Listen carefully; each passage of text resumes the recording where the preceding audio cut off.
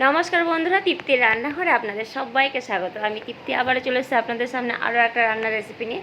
এটা কি বলুন তো? এটা হলো ট্যাংরা মাছ। ট্যাংরা মাছ খেতে তো আমরা সবাই ভীষণ ভালোবাসি। তো আজকের এই মাছটা কী করে করলাম সেটাই দেখা যাক। খুব একটা বেশি হেবিজিবি করিনি, সাধারণভাবেই করেছি যেমন আমরা ঘরে সচরাচর করে থাকি। তো এতই ট্যাংরা মাছ নিয়ে এসছে যে কাটতে কাটতে আমার তো দম বেরিয়ে গেল। যাই হোক, অনেকটা টাইম নিয়ে মাছটা কেটে নিয়েছি, বেছে পরিষ্কার করে ধুয়েও নিয়েছি। তো এবারে মাছটাতে আমি নুন হলুদ মেখে নেব।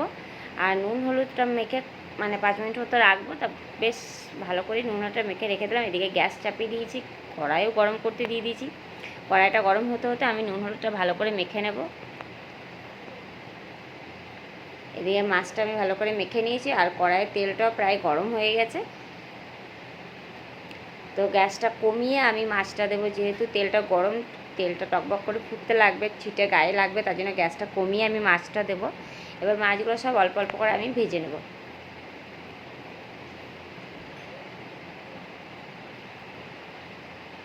তো মাছগুলো ভেজে তুলে নিয়েছি, আবার বাদবাকিগুলো একইভাবে ভেজে নেব। মাছটা ভাজতে খুব একটা বেশি সময় লাগে না। ট্যাংরা মাছ খুব তাড়াতাড়ি ভাজা হয়ে যায়, 2-3 মিনিটের মধ্যেই ট্যাংরা মাছ ভাজা হয়ে যায়। এই মাছটা খুব বেশি কড়া করে ভাজতে হয় না। আর এদিকে আমার মাছগুলো সব ভাজা হয়ে গেছে। এর জন্য আমি যেটা লাগবে একটা পেঁয়াজ, আপনারা চাইলে দুটোও দিতে পারেন। তো আমি একটা পেঁয়াজ নিয়ে নিয়েছি, পেঁয়াজটা খুব কুচি কুচি করে কেটে নেব। আজকের মাছটা একটু মশলা করে করব। অন্যান্য দিন আমি মাছটা বেশিরভাগ শস্য দিয়েই করে খেয়ে থাকি। তো ভাবলাম আজকে একটু অন্যরকম করে খাই। তো আজকে মশলা করে খাওয়ার জন্য নিয়েছি পেঁয়াজ, নিয়েছি একটা গোটা টমেটোটাও কেটে নেব কুচি কুচি করে।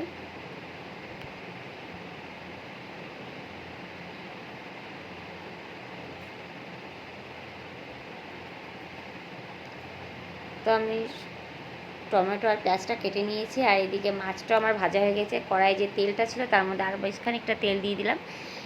তেল দিয়ে ওই তেলের মধ্যে এবার দেবো ফোড়ন। ফোড়নও দিয়েছি আমি আজকে গোটা জিরে, শুকনো লঙ্কা আর তেজপাতা। বাস, আর কিছু দেবো না, এটাই হবে আমার ফোড়ন। তো ফোড়নটা আমার ভাজা হয়ে গেছে। এবার এটা দিয়ে দেবো যে পেঁয়াজটা কেটে রেখেছিলাম, সেই পেঁয়াজটা এর মধ্যে দিয়ে হালকা লাল করে ভেজে নেব। আর আমি নিয়েছি এদিকে আদা, রসুন আর কাঁচা লঙ্কা একসঙ্গে বেটে নিয়েছি। পেঁয়াজটা ভাজা হয়ে গেছে। এবার আদা রসুন পেঁয়াজ যে বাটাটা রেখে দিয়েছিলাম, সেই বাটাটা আমি দিয়ে এবার ভালো করে মশলাটা একটু কষে নেব।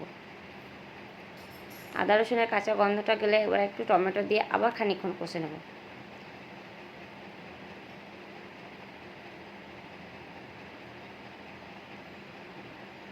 টমেটো যাতে খুব তাড়াতাড়ি কষা হয়ে যায় আর নরম হয়ে যায়, তার জন্য সামান্য নুন দিয়ে দিলাম, যাতে টমেটোটা তাড়াতাড়ি সেদ্ধ হয়ে যায়। এবার আমার মশলাটা খানিক কষা হয়ে গেছে। এবার আমি দেব জিরে গুঁড়ো,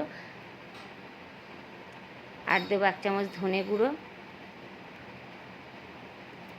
এটা হচ্ছে শুকনো লঙ্কার গুঁড়ো। সমস্ত ঘরে যে যে মশলা আমরা সচরাচর রান্নায় ব্যবহার করি সমস্ত মশলাই দিয়ে রান্না করব। আর দিয়ে দিলাম হলুদ গুঁড়ো। এবার সমস্ত মশলাটা ভালো করে কষে একটু সামান্য জল দিয়ে দেবো, কারণ মশলাটা যেহেতু গায়ে কড়াইয়ের গায়ে লেগে যাচ্ছে, আর জল দিলে কী হবে, মশলাটা পুড়েও যাবে না আর কড়াইয়ের গায়ে লেগেও যাবে না। তো সামান্য জল দিয়ে আরও বেশ কিছুক্ষণ ভালো করে মশলাটা কষে নেব।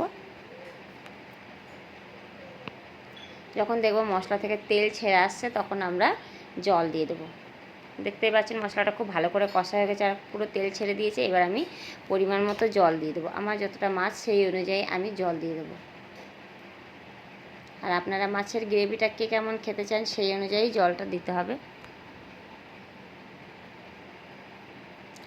জল দেওয়ার সঙ্গে সঙ্গে আমি মাছটা দেবো না, যখনই জলটা ফুটে উঠবে তারপরে আমি মাছটা দেবো।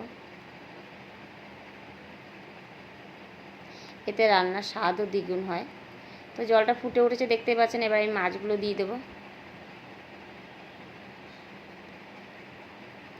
মাছটা দিয়ে নেড়ে চেড়ে দেবো একবার।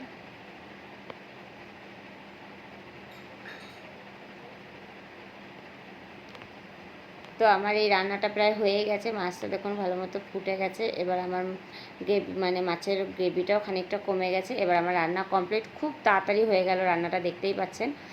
তো আজকের রেসিপিটা আপনাদের কেমন লাগলো আর আপনারা কি এইভাবে রান্না করেন আমাকে অবশ্যই কমেন্ট করে জানাবেন। আর কেউ যদি ফেসবুক থেকে দেখে থাকেন আমার পেজটি ফলো করবেন, আর যারা ইউটিউব থেকে দেখছেন তারা লাইক, কমেন্ট এবং শেয়ার করবেন, আমার পাশে থাকবেন। আর আমার রান্নাটা আজকে কেমন লাগলো সেটা আমাকে অবশ্যই কমেন্ট করতে ভুলবেন না, আমাকে অবশ্যই কমেন্ট করে জানাবেন। আর আপনারা কি এইভাবে রান্না করেন সেটাও আমাকে জানাবেন।